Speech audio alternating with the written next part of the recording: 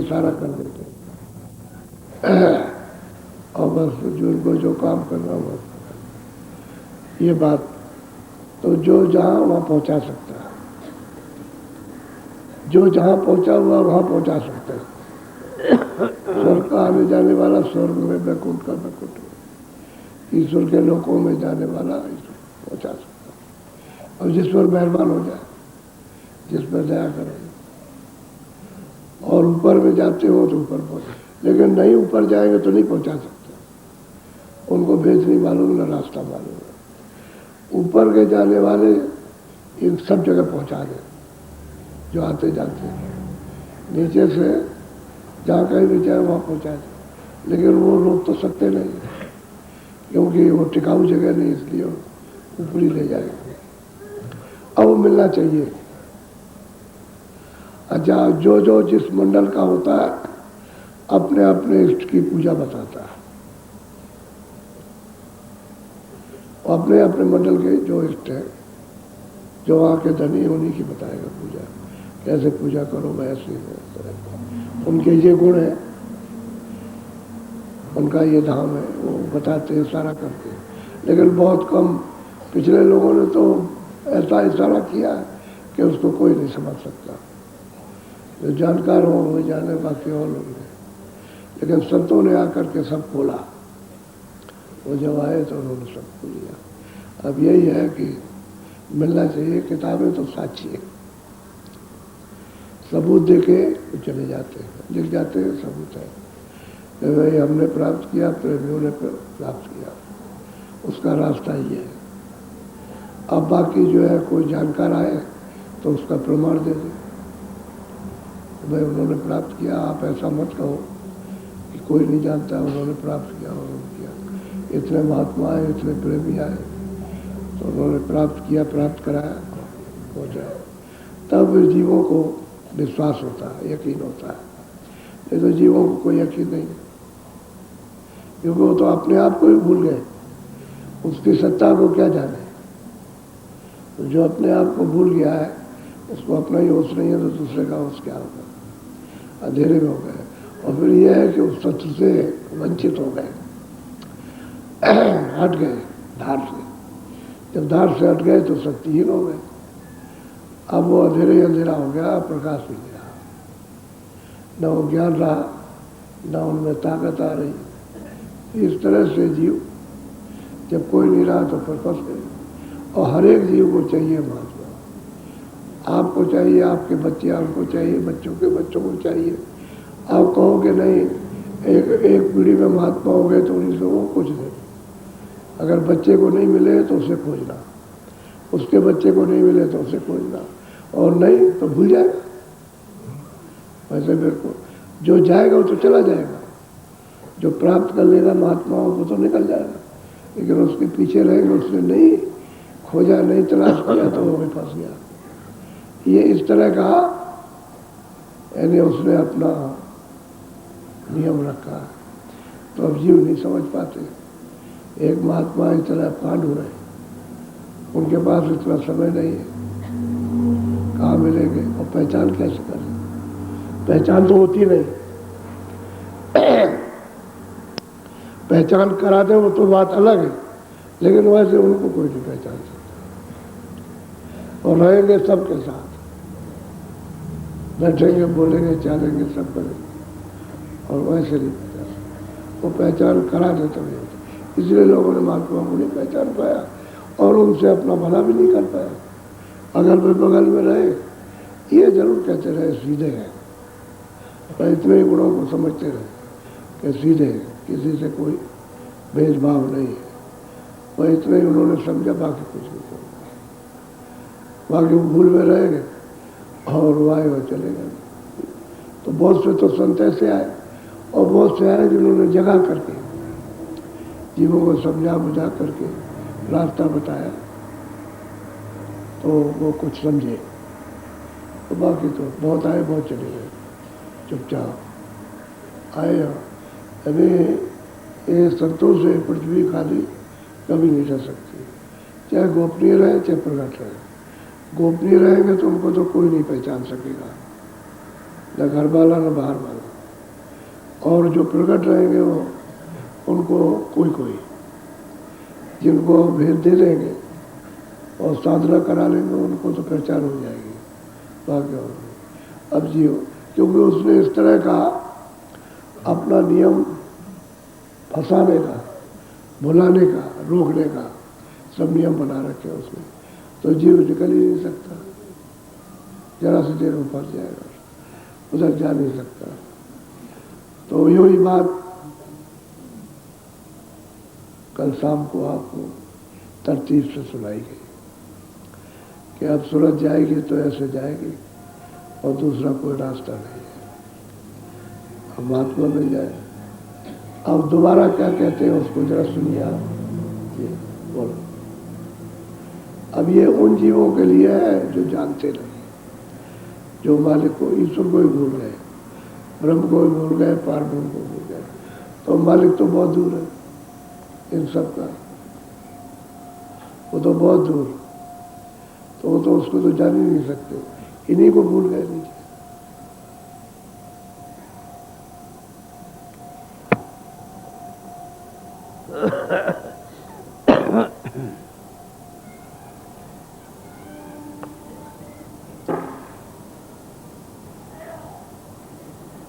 सूरत सोने बातरी तेरा धनी बसे आकाश। वो महापुरुष कहते हैं जब भी आएंगे कहते हैं अरे सूरत तू क्यों बोली बोली फिरती है, इस कूड़े कचड़े में इन विकारों में फंसी हुई है तो भूल गई, तेरा यहाँ पर कहीं भी किसी जगह भी तेरा मालिक नहीं मिलेगा, जिसने तुझको भेजा वो यहाँ नहीं है, क्या मिले, वो तो आकाश में बसता है, आसमान में।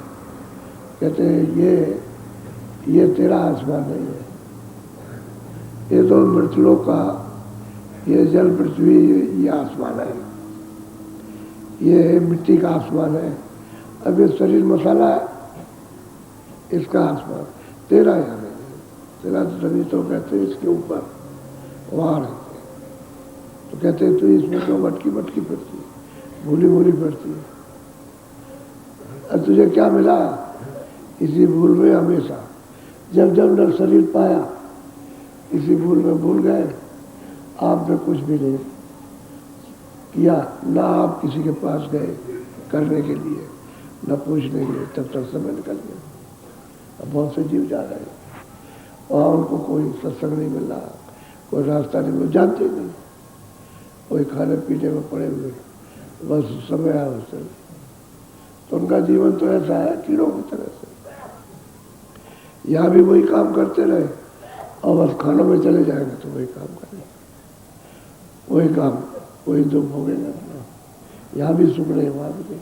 तो कहते हैं अरे सूरत मेरी बात तो सुन ले, तो कहाँ क्यों फंसी है, तेरा मालिक तो आसमान में है, तो उसे हंसाया गया है, मालिक आसमान में है, तो ये बताने के आसमान में, तो जब उसको होता है तो कहेंगे कि पहुँचा देंगे, क्या हाँ पहुँचा देंगे, पहुँचाएंगे, तू तो बात तो सुन ले, उसका रास्ता ये है, पहुँचाएंगे, रास्ते पे बैठ जा, घाट पे बैठ जा, मैं उधर आता जाता हूँ तो मैं तुझे ले चलूँगा, पहुँचा दूँगा।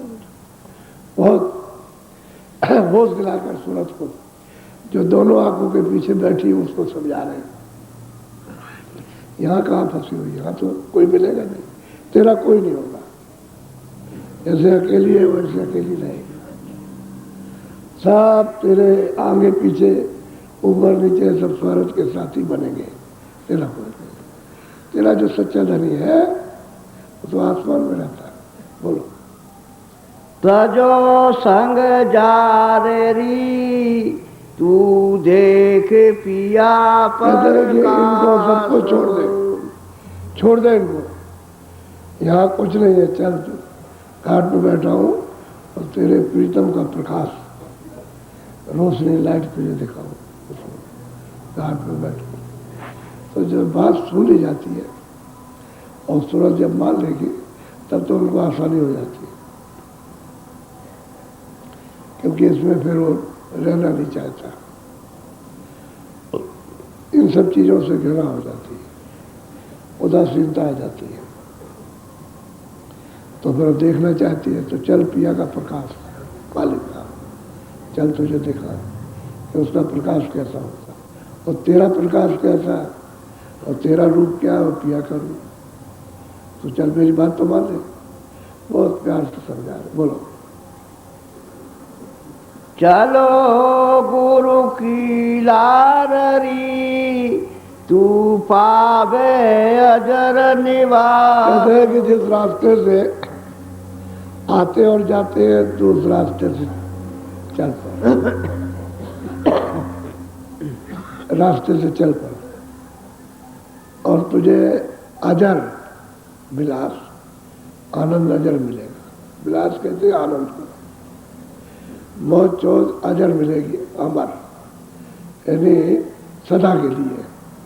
मौज करो, ये रोना धोना मरना रोगी होना अच्छा होना, कहते हैं ये तो सब वहाँ कुछ नहीं, छोटा बड़ा वहाँ कुछ न कोई छोटा न कोई बड़ा, सब वो जो अमर अजर विलास करके आनंद लेते, सभी स्वतंत्र आजाद उस देश में। बोलो।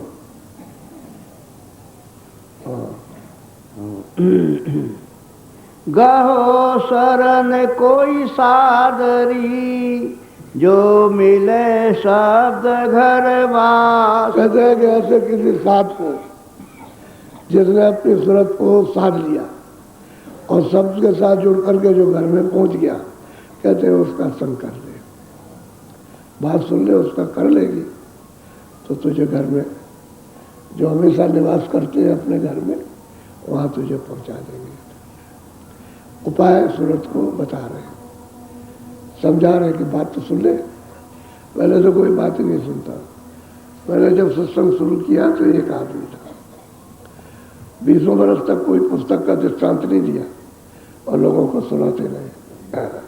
तो लोग वही कहते रहे कि मैं अपनी बात कहते,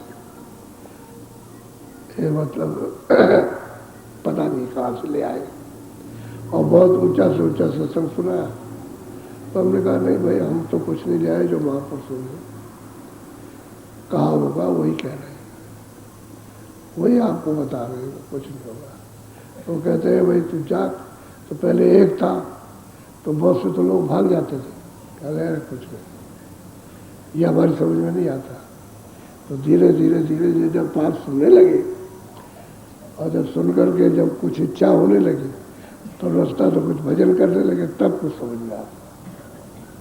तो कहते भाई बात तो सुन ले, कोई साधु मिल जाए अजर घर बात करने वाला, रहने वाला, जिसमें शब्द से मिल गया हो, शब्द के द्वारा आता जाता है, उससे तो मिल ले और तुझको उसी रेलगाड़ी पर बैठा करके वो पहुंचा देगा। शब्द तो रेलगाड़ी है, उसमें बैठा है और ले चले। वो तो मतलब ये है कि अजर अमर है, शब्द का तो कभी विनाश होता नहीं, वो तो बराबर उस पर भी खोल चढ़ा हुआ है। जो ऊपर से शब्द आया है, जब वो मिलोनी में आया तो उस पर भी खोल चढ़ गया, लेकिन वो सब नाश हो जाएगा पर शब्द नाश नहीं होता, आवाज नाश नहीं होती, जो वाणी है वो नाश नहीं होती। मिलोनी में आ गई इसलिए हमको उसका बोध नहीं हो पाता। तो हम जहाँ रहते हैं वहाँ का तो बोध हो जाएगा, ऊपर जाएंगे तो ऊपर का बोध होगा, उसके ऊपर जाएंगे तो उसका बोध होगा। जहाँ तक मिलोनी रहेगी वहाँ तक वहीं पहुँच करके बोध होता है, और जब मिलोनी से परे निकल जाओ तो फिर कुछ नहीं, कोई मिलोनी नहीं, फिर बिल्कुल सच शब्द ही शब्द है और कोई चीज़ नहीं है, शब्द ही का सागर है अथाह। इसलिए कहते सब सिंध में जाए सिरानी, वो शब्द सिंध में जा करके जहाँ की बूंद में ही समा जाती है। सूरत में भी शब्द है, जो दोनों आंखों के पीछे बैठी है इसमें भी शब्द है, इसमें भी आवाज हो रही है, लेकिन अब ये है कि उस तार को छोड़ दिया जिससे उतर करके आई थी, उससे छोड़ दिया तो शक्ति का संचार नहीं हो रहा, उसमें वो प्रवेश नहीं हो रही है, वो अपना ही अपना कर रही जितना भी है, तो उसने अपना मेलोडी में फैला दिया। अब इतना प्रकाश उसका फैल गया है जगह जगह कि वो अपने आप से मिट नहीं सकती जब तक कोई साध शब्द की कमाई वाले और उसके द्वारा अजर अमर घर में वास करने वाले न मिल जाए तब तक नहीं हो सकता। इसीलिए कहते हैं कि तू बात तो सुन ले, भेद तो हम सब बता देंगे, तुझे ले चलेंगे, तो कम से कम इतना तो कर। बोलो। तन पिंजरा यह काल का क्यों करे पराई। कहते हैं कि तन जो है पिंजरा है, 5 तत्वों को एक काल ने दिया थोड़े दिन के लिए, इसमें तुझको बैठा दिया। ये पिंजरा तेरा नहीं है, ये काल का है, और 5 तत्वों का मसाले का बना और बूंद बूंद करके बना दिया, उसमें दे दिया। अब एक 5 चीजें खास हैं। कहते हैं तू पराई आस क्यों करती है, क्योंकि ये तो तेरा है नहीं, इसीलिए कहते आस करती। तन के लिए ही तो आस है, तो कहते तन तो तेरा है नहीं है, तो पराई आशा में क्यों डूब रही है, इसलिए निकल बाहर हो जा। ये आशा कर, जहाँ आशा था आशा, जैसी जैसी जिसकी आशा होती है, जो जल की पूजा करते हो जल में वास करते हो, थल की पूजा करके उनका वास थल में होता है, जो वायु की पूजा करने वाले उनका वास वायु में होता है, आकाश की पूजा करेंगे आप, जो जहाँ जिस जड़ की पूजा करता है उसी में जाके समा जाता है। चेतन की पूजा करोगे तो चेतन प्राप्त होगा, तो वो आपको मालूम नहीं, अब इसी जड़ में फंसे रहते, उसी जल को लिया और ऐसे चढ़ाया इस तरह से, जल को उसी जल में से उठाया और चढ़ाते हैं। उसकी आशा हुई जड़, यानी प्रगाढ़ आशा हो गई, तो जीव जल में छोटे छोटे जीव भरबच्छ ये सब उसमें जाके बास होते, जहाँ जहाँ आशा तो वही बात। अब चेतन की आशा है तो चेतन में जाओगे, इसलिए कहते हैं कि ये तुम तन पिंजरा पराया है दूसरे का, और तुम्हें आस करते हो तो ले लेगा, तुमको निकाल बाहर करेगा, तो तेरी आशा तो पूरी हुई नहीं। अरे झूठी आशा और झूठे पिंजरे में आशा कभी पूरी नहीं होगी, यानी कभी सुख आनंद नहीं मिलेगा, क्योंकि इसमें है नहीं। सुख तो घाट पर है, तो घाट मिलता नहीं है उसकी जानकारी, उसका भेद नहीं मालूम, तो भेदी से भेद मालूम होगा कि घाट तेरे पास है, उस घाट पर आकर के बैठ और वहाँ तुझे सुख मिलेगा। हो जाते हैं जो पढ़े लिखे नहीं जानते, जो बहुत पढ़ते लिखते हैं उनको नहीं मालूम, साधु हो जाते। हमने कितने साधुओं से पूछा कि भाई तुम साधु बने किस लिए बने, कोई कहता राम राम, कोई कहता कुछ, कोई कहता कुछ, कोई कहता हनुमान जी भाई, तुमको अंदर का कुछ जानकारी कुछ नहीं, अब उनको कुछ मालूम नहीं, तो साधु हो गए, जन्म बर्बाद कर दिया, मिला कुछ नहीं। हम तो उनमें बहुत देखा रहे, अब पता चला है जब गुरु महाराज मिले तब मालूम हुआ कुछ नहीं, सब धोखा ही धोखा है, और जीवन पूरा बर्बाद। अब सूरज को समझा रहे कि अरे बात तो सुन ले, तन पिजड़ा काल का, क्यों इसमें बैठ के पराई आस करती, तेरा तो है नहीं है, इसको छोड़ और चल अपने घर की आस कर, तो 1000 उम्र तुझे सुख मिलेगा, वहाँ कोई दुख का नाम लवलेश मात्र भी नहीं। बोलो। 10 इंद्री के भोग की तेरे परी गले है कि ये जो इंद्रियां है 9 सुराख है इंद्रियों के, और 10वें में सूरज दरवाजे पर बैठी हुई है। कहते हैं कि इनके भोगों की फांसी, इन्हीं पे बैठ करके तो मतलब तो उसका अनुभव ओस है, ओस यानी क्षणिक, कि अच्छा मिल जाएगा, जरा सा पता चला लव मार और फिर मिलेगा, फिर तो कहते हैं कि इस भोग की तेरी इच्छा हो गई, कामना हो गई, और ये अस्थायी है नहीं, तुझे अभी तक नहीं मिला। वही काम रोज करते हो लेकिन आनंद नहीं मिला, खाने का भी वही, जिब्या का भी करते हो, तरह तरह के खाते हो, पूछा जाए कि आनंद मिल गया, कह रहे भाई आनंद कहाँ मिला। देखने का बहुत चीज़ें देखते हो लेकिन हो जाने, सुनने का बहुत सुनते हो, गाने बजाने बहुत, भाई तुमने बहुत सुरीले रसीले गाने सुने लेकिन कुछ आया ना, चलेगा आनंद कुछ नहीं, फिर वही। इस तरह से हर दरवाजे में बैठ करके वो मतलब ये है कि इंद्री के मोह की फांसी पड़ गई। अब इससे छूटना ऐसे नहीं हो सकता, क्योंकि मजबूत हो गई। अब कोई महात्मा मिल जाए तब तो हो सकता है। दूसरा और कोई बात नहीं किसी जीव के लिए, लेकिन जो मनुष्य है वो भी तो यानी पशुओं से भी ज्यादा जड़ काम करती है। शकल तो मनुष्य की है कि भाई मनुष्य बुद्धि मनुष्य की है, लेकिन पशु से भी गिरा हुआ था। तो फिर भाई पशु योनि मनुष्य योनि में आके पशु काम करो तो फिर तो अज्ञानी हो गए, ज्ञान कहाँ रह गया, तो बोध है ही नहीं। बोलो।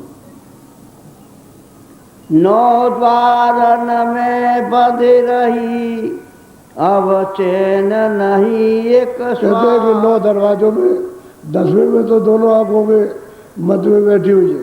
कहते हैं 9 दरवाजे में तू फंस गई और तेरा साथी था वो मन में, वो मन उसमें उलझ गया। तो कहते हैं कि अब चैन नहीं है। किसको चैन मिलता है? बाप अपना रो रही, बाप अपना रो रहा, बच्चा अपना रो रहा, बहन अपनी रो रही, लड़की अपना रो रही, सब चिल्ला रहे, समझ गए। और हमको ये दे दो, हमको वो कर दो, ऐसा चीख मची हुई है। वही 9 दरवाजों पर फंस गई। अब सूरज का प्रकाश अगर फैल जाए, फंस जाए, तो वहाँ से जड़ चेतन की ग्रंथ पड़ गई, चेतन की गांठ जड़ के साथ पड़ गई। यह दिव्य झूठी है, लेकिन उसे खोल नहीं सकते। जब तक खुला हुआ महात्मा न मिले तब तक ये नहीं खुलेगी। वो तो फंस गई, तो फंस गई। वही कहते हैं कि तुम वो द्वारा में फंस गए, तुमको चैन कहाँ मिलेगा? है ही नहीं चैन। राजा को चैन नहीं है, जिसके पास सब साधन है उसको क्षण भर भी चैन नहीं है। वो रात और दिन, रात को नहीं सोता। बोलो। 10वीं खेल की खोलेरी, करे परम बिलास। कहते हैं कि तो अपनी आंखों के मध्य में आ जा। ये सूरत की बैठक 10वें में है, दोनों आंखों, इसी को तीसरा तिल कहते हैं। वो जो ऊपर 10वां द्वार वो नहीं सूरत का, क्योंकि पिंड के नाके पर बैठी है, तो इसको कहते हैं तीसरा तिल, आज्ञा चक्र, छठा चक्र। इसलिए कहते हैं कि एक तो बुधा चक्र, एक इंद्रिय द्वार 2, एक नाभिका बल 3, और एक हृदय 4, और कंठ 5, और आंखों के सामने सूरत बैठी हुई है। इसलिए इसको छठा चक्र कहते हैं, आज्ञा चक्र। तीसरा तिल यानी उसको कहते हैं 2 आंखें बाहर, 1 आंख अंदर, इसलिए कहते हैं तीसरा तिल उसको। तो इसलिए बुधा चक्र में गणेश की छाया, और इंद्रिय द्वार पर ब्रह्मा सावित्री की छाया, और नाभि कमल में विष्णु और लक्ष्मी की छाया, और हृदय कमल में शिव और शक्ति, पार्वती जिसको कहते हैं, और कंठ में आद्या महाशक्ति। इसकी छाया कब दिखाई देती है? जब पहले सतयुग त्रेता द्वापर में लोग योग करते थे। लेकिन ये सब छाया किसके प्रकाश में? सूरज के प्रकाश में। जब प्राणायाम नीचे से चढ़ाते थे तो सूरज का प्रकाश इन सब कमलों में है, तो वो ऊपर की छाया दिखाई देती है। तो कहते हैं हमने गणेश का दर्शन कर लिया, कोई कहा हमने ब्रह्मा सावित्री का हमने दर्शन किया, कोई कहेगा कि हमने विष्णु लक्ष्मी का दर्शन किया, कोई कह देगा कि हमने शिव पार्वती का दर्शन किया। दर्शन छाया पड़ती है और सूरज के प्रकाश में दिखाई देती है। अब वो संतों ने नीचे के 5 कमलों को छोड़ दिया और कहा कि तू दरवाजे पर बैठी है, इधर ऊपर उठ चल, यहीं से बैठी है, इसी जगह आ जा और नीचे का सब छोड़ दे और यहाँ आ जा, कि वहाँ तूने प्रकाश को फंसा दिया। अब ऐसे नहीं निकलेगा, इधर आ, ध्यान को हटा, इस तरफ को आ करके और यहाँ बैठ जा। तो जो पिया का प्रकाश यहाँ से जब आँख खुलेगी तो दिखाई देगा, आवाज भी आएगी, आनंद भी तुझे मिलेगा, यहीं से डोरी मिल जाएगी, यहाँ बैठक बना ले। उसको बड़े प्यार से समझाते, अरे बात तो सुन ले, अरे भाई तेरे भले की बात करे उसको तो सुन ले, नहीं सुनेगा तो क्या बताएंगे, कहेगा हम नहीं सुनते, तो आप क्या करेंगे, मारेंगे उसको, कहते हम नहीं सुनते, अब वहाँ नहीं जाएंगे, हमको जरूरत नहीं है, तो आप कुछ नहीं कर सकते क्योंकि आप अधिकार से प्यार से तो सब कुछ कर सकते, आप करा लीजिए, लेकिन जबरदस्ती नहीं, जबरदस्ती करेंगे तो काल कहलाएंगे। तो जितने भी संत आए उनका भी जबरदस्ती नहीं, तो प्यार से करते रहे, प्यार से मुड़ा, और प्यार से मुड़ेंगे तो कोई आफत नहीं, उसको भी तकलीफ नहीं है। और फिर ये उनको कहते हैं भाई आप दयाल हैं, आप दया करते हैं, और काल तो दया करता नहीं, तो कर्मों को सजा देता है, भाई इतना अंतर है, वो दयाल है, वो सजा देता है, इसलिए काल कहलाता है। किया हुआ कर्मों का जो हिसाब करता है वो काल है, और जो माफ़ कर देता है वो दयाल है। तो संत आकर के माफ़ करते तभी तो इसकी रिहाई होगी। छुटकारा तो कर्मों से जब ही पाएगा जब दया करेंगे, बगैर दया के छुटकारा नहीं। तो कहते हैं कि भाई घाट पे आ जाए 10वें द्वार में, जहाँ ये पिंड का 10वां द्वार है, ये ऊपर का नहीं है, ये पिंड के नाके का है, नाके पर बैठी है, तो यहाँ आ जा, बोलो। सत्य गुरु पूरे कह रहे, तू माने वचन विश्वास। कहते हैं कि भाई जो सदगुरु पूरे जो कहते हैं उन वचनों को विश्वास से मान ले, विश्वास कर, जब प्रेम करेगी तो विश्वास हो जाएगा। तो प्रेम नहीं होता है, इसे कहते हैं प्रति, प्रेम प्रति, ये करोगे आस्था, आशा, श्रद्धा, जब करोगे तो फिर यकीन हो जाता है। तो कहते हैं जो वचन कहते हैं उसको मान ले। अपने घर में जाना है, अब कोई बताने वाला नहीं, क्या करेंगे, किसी को सुनाइए तो सुनता ही नहीं, अरे ठीक है बाद में सुनेंगे जब फिर होगा, अभी तो हमारा काम पड़ा हुआ, उसी में फंसे रहते हैं सबके सब। तो आज है शिवरात्रि, लोग ये कहते हैं वो गांजा भांग पीते थे, गांजा भांग नहीं, वो तो शिव दृष्टि थी। तो उन्होंने काम को, क्रोध को, लोभ को और मोह को, जब उनकी दृष्टि खुली, तीसरी आंख खुली, तो उन्होंने उसमें भस्म कर दिया।